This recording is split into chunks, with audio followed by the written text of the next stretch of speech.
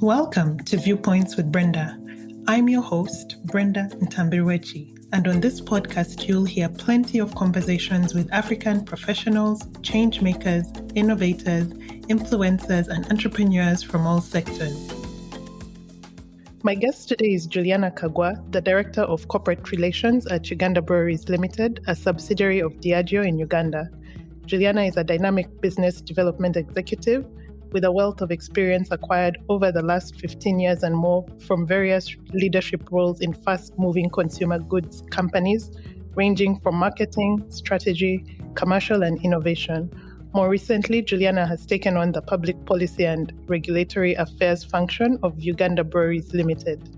Juliana started her career at Diageo as a graduate management trainee and has worked in various marketing roles in Uganda and Kenya, including a brief stint as country manager for Heineken. She was previously the Marketing and Innovations Director at Uganda Breweries Limited, responsible for ensuring profitable and sustainable growth of the focus brands in the UBL portfolio.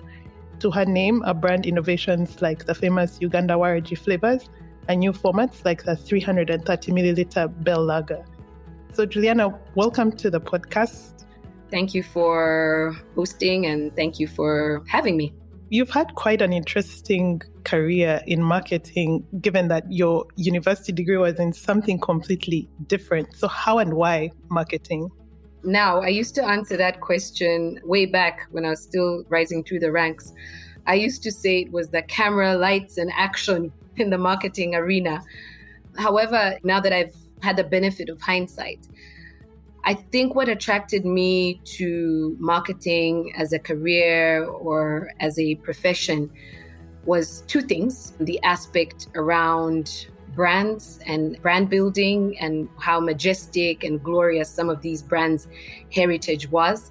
So I'll call it the storytelling aspect, and people. So I've always enjoyed and essentially thrived on being with, engaging, and associating with people. So I'm a people person summarily. So it was two things: the people and the brands. So that storytelling aspect. I love a good story. In your work with brand image, how do you articulate and create a brand image for a brand as big as UBL across different languages and cultures, especially in a country as diverse as ours? That's a good one. And again, it'll go back to that two-pronged approach where first it's about the story of the brand. And Uganda Breweries has such a powerful story of provenance, of heritage. It's one of those brands that stood the test of time, 75 years and counting. That's kind of been one of the pillars or one of the pivotal aspects of what we're using and have been using to build the brand in consumers' minds, in customers' minds, and more importantly, in some of our other stakeholders like the government, the farmers who we work with, just demonstrating to them that we've stood the test of time, we've been there with them, for them, and plan to be here for another 100 years or so. So there's that aspect of building a brand, so really telling and imparting a powerful story. There's also the aspect of the people, and organizations, companies, corporates, whatever you want to call them, are nothing if it's not about the people who work within them, the people who they produce, whether it's goods or services for. It's all about the human aspect. So that particular angle as well, just getting into the mind of our customers, our consumers, our stakeholders, what's in it for them and also makes sense for us, I think has been part of and still is very much part of how we build and how we plan to extend Uganda Breweries Limited for another 100 prosperous years. I mean, over the years, the marketing ecosystem has evolved rapidly and has brought a lot of opportunities for innovation. How have you seen this change in your career in the fast-moving consumer goods sector? I started as a graduate management trainee in Uganda Breweries Limited in the early 2000s. And I'll tell you something, we didn't have half as much access to consumer information as we do now, simply because of the transformation of a digital era that we find ourselves in. So the biggest change that I've witnessed over my marketing career is the ease with which we can access consumers, we can understand them, we can unpack insights. It's almost a finger touch away because everybody now has got some kind of gadget. If it's not a phone, it's a tablet, it's a laptop. Basically, you can unpack a consumer using algorithms. So we know where you are, what you're doing, how you're doing it, what you enjoy. We know what you're consuming, where you consume it. So it's very interesting times because we're that much more powerful as marketeers simply because of the amount of information that we're now able to mine, to even just garner, just how much we are able to get into our consumers' minds. Back when we started off marketing, and we were, a handful of people in the marketing fraternity, it's a very manual process. You want consumer insights, you get 3-4 loyals, we used to call them brand loyals, put them in a room, like some kind of pressure thinking tank, and you start grilling them. Wake up at 5 a.m. What do you do? Which places do you frequent? Where do you shop? Where does your wife go for her hair? Just really trying to get into the mind of a consumer. And now you don't have to do that.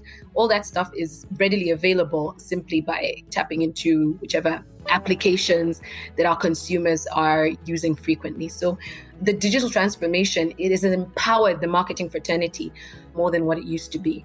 That's interesting. And have you found that it's been harder to protect and defend brand equity and reputation in this age of digital transformation, particularly with the impact of social media and everybody being able to say whatever they want at the touch of a button on a phone? 1,000%. It's that much more difficult to hold the attention of consumers, to get their interest before you even get their acceptance. Just piquing their interest is a whole different ballgame, because just the same way we have an increased amount of knowledge and access to information about our consumers, they have just as much information and access to products, services, a rainbow, a plethora of choices. And so it's that much more difficult to stand out and grab and hold attention of any given particular or consumer. So yes, it's 1,000 times more challenging. With every benefit of the digital transformation or the digital era comes a challenge on the other hand. So it's an opportunity challenge, flip-flop. Yeah, everybody says social media is double-pronged, Yes. A good and a bad. How do you stay authentic as UBL and meaningful with consumers? Because you have all this information, but you still want to relate to your consumers.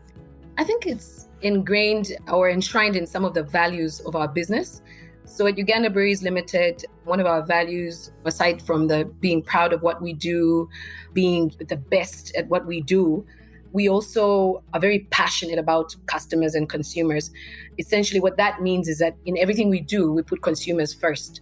That means we spend a disproportionate amount of time and money understanding, mining consumer insights, mining data to get solid and almost solid proof and substantiated insights before we make any kind of consumer decision.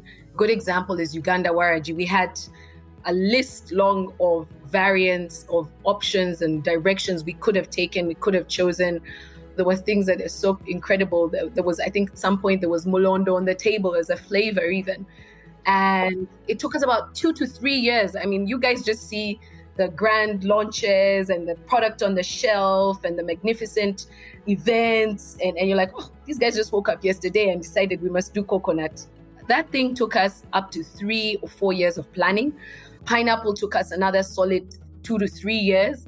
And so I guess what I'm saying is that we do not make a decision that's consumer facing without taking a really good look at our data and ensuring that we've got solid and substantiated insights to guide us. So very consumer-centric business across board. Did the pandemic in any way have an impact on your marketing strategies? Oh, yes. I don't know anybody that wasn't impacted by the pandemic, and our industry more than others, because as you know, for Uganda and possibly we endured the longest lockdown in the world as an industry, as the alcohol industry, because the bars were closed all the way from March 2020, was it? Up until just January this year. So it's about 2 solid years of our main on-trade outlets, our channel, the biggest channel, which is the bars, being closed to consumers. So that forced us to think out of the box. age-old saying, necessity is the mother of invention. We found ourselves spending time and money on building a whole new route to market because the biggest channel was close to us. And so we started leveraging e-commerce. We kicked off partnerships with Jumia, with Chikubo Online, with Safe Border even, who prior to the pandemic were only transporting passengers. They also found themselves evolving into a goods delivery service. So we started a direct home delivery service, which we didn't have really up and running before that. We started getting creative with our off-trade channel. So if we can't be in the bars, what are we doing in supermarkets? What are we doing in the petrol forecourts? So it forced us to think out of the box and really innovate in that space. And some of the innovations, I'm proud to say, are still very much alive. We've got a home delivery service now fully fledged called Party Central. And so you can order goods from Uganda Breweries Limited from the comfort of your living room. You don't have to get into your car. Some of the services we're offering now at the supermarkets, you're able to pay online ahead of getting your products. It opened a whole new world of how do we get our products to our consumers, a route to market. It just really helped us innovate in that space. What would you say has been your favorite innovation or favorite marketing campaign to date over the years? Oh my God, there's so many. I mean, there's brands that I love.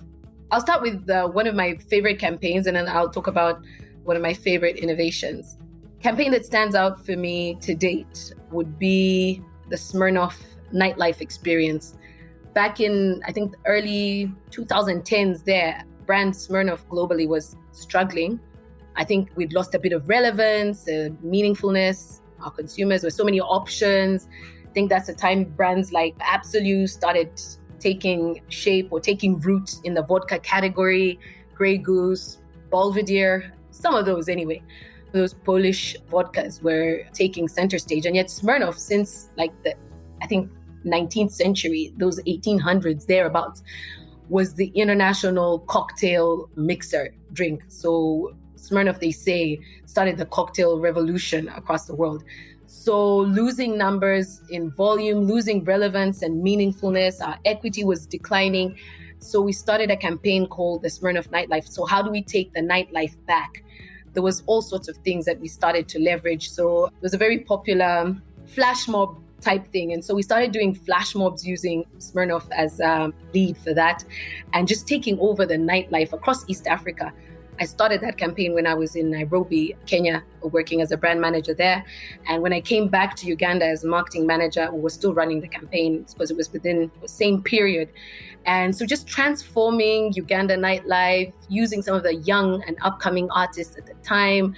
I think some people even exploded in and around the Smirnoff nightlife. We used to do events across the calendar year.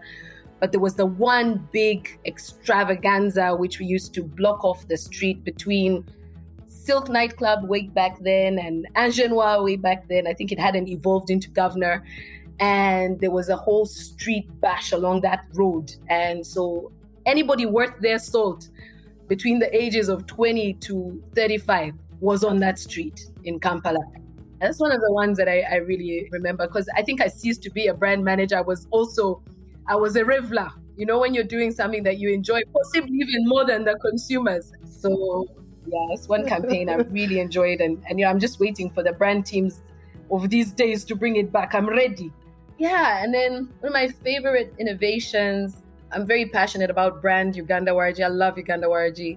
And you're thinking I'm going to say cocoa, but no, coconut was not really my favorite of all the variants because we launched coffee. Coffee didn't do as well, so we stopped that story right there. And that's the thing with innovation. There's a lot of trial and error and try and fail.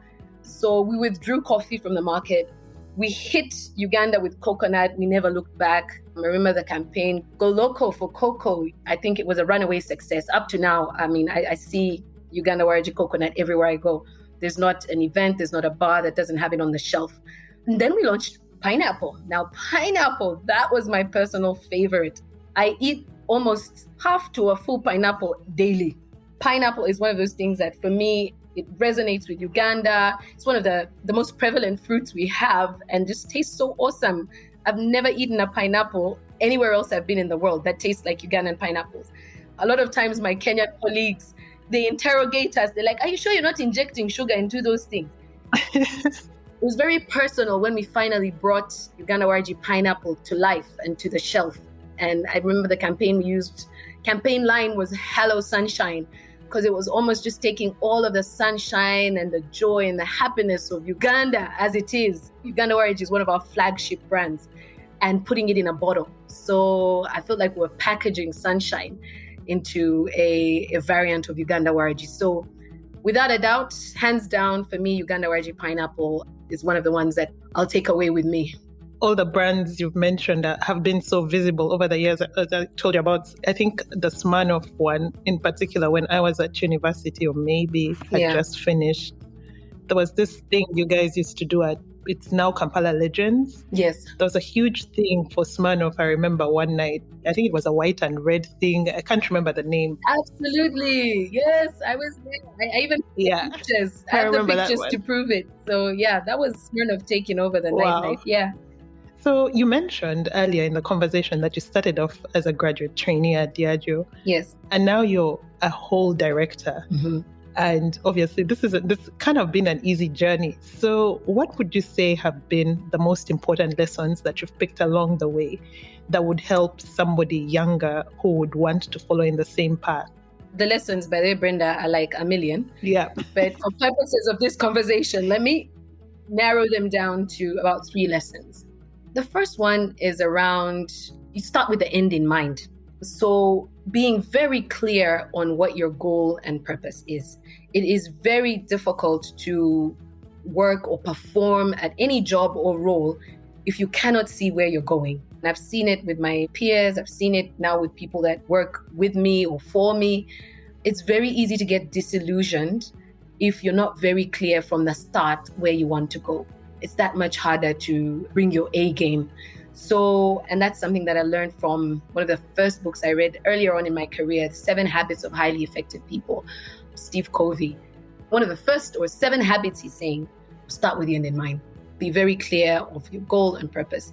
And it doesn't have to be, one day I'm going to be the president of Uganda, or purpose doesn't have to be some long, elaborate statement about how you're going to change the face of the earth and impact global warming. It's nothing as glorious as that. It's just to understand what drives me, what motivates and incentivizes me to bring my A game. If it's your family, what is it you want for your family? And you start working towards that. And I know all the gurus talk about vision boards. Personally, I don't think you have to have a physical vision board. It helps, but at least have your vision in your mind as you, before you can start to serve the vision of your business, whether it's a personal business or an organization that you work for. You need to have your personal vision as Brenda or Juliana. That's the first thing I'd say. So sit down, spend some time. Some people, it takes them weeks to land it. Some people, it takes them 2 days. Some people in 24 hours, they're like, no. This is the direction that I want to take. And in 10 to 15 years, 20 years, this is the model human being that I need to be. That's the first one. The second one is to also, I think to a certain extent, understand or manage expectations around career paths and how they move and which direction they take. People think that growth in careers is linear. A lot of times it's, I start as a management trainee, I move up to this, and I move to the ranks, and if I started as a tea girl, then one time I'll sit to do coffee, then I move, and then one is sandwiches. So life is not linear. Life is full of bumps and turns, and the road, you go left, you go right, there's staircases, there's gray areas. It's just to manage one's expectations around that, and to maybe even take from people who have gone before you. I don't know anybody who's had a linear career. All the greats, all the people we look up to and aspire to be, all the women in leadership right now, there's no one person who has had a linear progression of their career. So it's to be ready to go up, to go down, to go backwards, to go forwards. Take a pay cut. I've taken pay cuts in my career so far. Sometimes if I really want, and I see that this role or next career move is going to help me get to my end goal, but they can't afford me or they can't pay me as much as I'm used to. What if I close my eyes to this fact? Yeah. because the money will come. If you're doing what you love, the money will come. I truly believe that. And so, for me, it's just to understand that careers move any which way and to be flexible, malleable, train yourself to be resilient, to weather storms. A lot of times people give up. It's not even so much about the money. Sometimes people are just like, okay, fine, the money here is not enough, yet I'm passionate about this thing. What do? I need to pay bills. Or I have the world's worst boss. Off I go. And for me, I've always said to people, now you will never pick your boss. The only thing you'll ever be lucky in life to do is maybe pick your team. But the people above you, you'll never pick those ones. You won't be so lucky as to go into a voting box. We don't vote for CEOs and presidents of companies. Those people have earned their stripes. So it's not a political opportunity, so to speak. So it's to say, how resilient am I? And how much do I believe in my vision that I mentioned earlier to withstand whatever I'm going through right now in my career? The highs, the lows, the good, the bad, the ugly, and to understand that it can oscillate. It can oscillate, but I will stay on course. So that is my second one. My third and last one would be, I think, prioritization. A lot of times, and now that, of course, I can speak now because I've been through it for a while now, I have the benefit of hindsight, but a lot of things I definitely think and see that I could have done better. And so I would say the third and most important one is to strike that balance between your work and your life. Work, again, it's not you're working for an invisible shareholder somewhere. Some of us are. But there are people who have been doing their own businesses. It must not consume you. You've got to think about family. You've got to think about yourself. When we say work-life balance, people immediately go to family. That statement is not work-family balance. Could have been that. It's work-life balance. There's so many aspects to life. There's not just the social. There's the health. There's the mental. There's the physiological well-being. There's so much encompassed in that word life. So what quality of life are you having in tandem with growing your career, with growing your business, with making that money, with chasing that paper? Everybody's chasing the paper, but some people are living more fulfilled lives. So you don't want to get into the evening of your years. You're now cruising towards retirement. You're full of regrets. I could have spent more time with my friends. I could have spent more time with my family. I really should have attended the other cousin's baptism. So those are the kind of things that people then end up, successful people, what we see on the surface as successful, end up being very miserable people. So for me, that would be my third lesson, is to just strike that balance, chase that paper, but chase that life as well. Wow, thank you. I mean, I'm picking from this. Yeah. But I agree with you on being ready to take a leap. Like, I personally left everything in Uganda to move all the way to Kuwait, and I mean, it's working. So I agree with career is not linear. Sometimes you just have to close your eyes and just make that leap, whatever the leap might be. Thank you so much, Juliana. I've really enjoyed this conversation. You're welcome. You brought back some memories that were buried. I'm glad I did. Yeah, thank you so much. I mean, you've had quite the career. You're admired by so many people. I didn't say this at the beginning, but I was in Namagunga when you were my social graces minister, and I always looked up to you. Oh, so that was a long time ago, but yeah. A long time ago. So it's just amazing to have you on the other end of the microphone and just listen to your words of wisdom. And I really appreciate it. Thank you. Thank you, Brenda. Thank you for the opportunity. Always a pleasure to impart whatever little knowledge and learnings I've picked along the way. It's empowering for you just as much as it is for me, by the way, to recount some of these memories. Yeah. Thank you so much, Juliana. You are welcome. Thank you for listening to Viewpoints with Brenda. To keep the conversation going, follow us on Instagram at Viewpoints by BN and follow me on Twitter at Kasabiti. That's KASABIITI. To hear more conversations like this, follow the podcast, subscribe, like, and feel free to leave us a rating. See you next time.